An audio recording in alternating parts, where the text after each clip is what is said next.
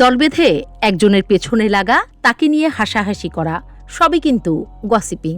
যে কোনো আড্ডায় কিভাবে যেন গসিপিং করা হয়ে যায়।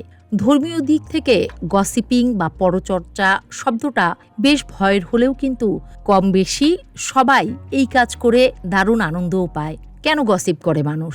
এই নিয়ে গবেষণা কিন্তু কম হয়নি। তবে আজকাল সমাজবিজ্ঞানীরা অনেকেই মনে করছেন গসিপিংয়েরও প্রয়োজন আছে, আর সেটা মানুষের ভালোর জন্যই। নৃবিজ্ঞানীদের মতে শহর, গ্রাম, অফিস, আদালত সব জায়গাতেই গসিপ বা পরচর্চা হয়, বিশ্বের সব দেশেই। অনেক সমাজবিজ্ঞানীদের মতে ভাষার জন্মই হয়েছে গসিপিংয়ের জন্য। চোখ কপালে উঠল, কিন্তু আদতে তাই। সেই আদিকালে মানুষ নিজেদের তাড়নায় একসঙ্গে থাকা শুরুর পর থেকে নিজেদের উপর গ্রুমিং করত। কোন আচরণ করা যায় আর করা যায় না, এই জায়গা থেকেই চলত গ্রুমিং। মানুষের সমাজে একসঙ্গে থাকার বিষয়টা সহজ করে দেয় এই গ্রুমিং সিস্টেম, আর পুরো বিষয়টি আরও সহজ হয়ে যায় গসিপিংয়ের জন্য। সহজভাবে বললে, যখন কারো কোনো কিছু নিয়ে মানুষ হাসাহাসি করে, সেই সময় বাকিরাও নিজেদের ওই দোষগুলো আছে কিনা তা নিয়ে সচেতন হয়ে যায়, আর এটাই গসিপিংয়ের লাভ।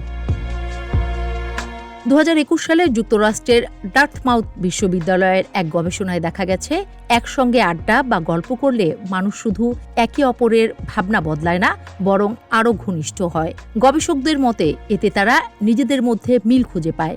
সবচেয়ে বড় কথা, গসিপ বা পরচর্চা দলীয় সহযোগিতা বাড়াতেও পারে। গসিপিংকে শুধু নেতিবাচকভাবে দেখতে রাজি নন ওয়াশিংটন স্টেট ইউনিভার্সিটির সহকারী অধ্যাপক ডক্টর নিকোল হাইজনহেস।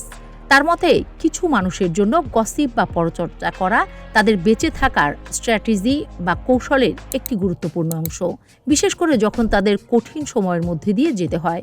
আর তাই গসিপ যে শুধু অনুপস্থিতিতেই হয় তা নয়, মানুষের উপস্থিতিতেও হতে পারে, আর এ কারণেই নিজেকে শুধরানোর সুযোগ থাকে। তবে যতই গসিপিংকে স্বাভাবিকভাবে নেওয়া হোক না কেন, এর খারাপ দিকগুলোকে এখনও অস্বীকার করার সুযোগ নেই। কারণ নেতিবাচক গসিপ বা পরচর্চা মনস্তাত্ত্বিকভাবে যে কারো ক্ষতি করে। তাই আর নেতিবাচক গসিপিং কেন করে মানুষ, তা বুঝতে কাজ চালিয়ে যাচ্ছেন গবেষকরা।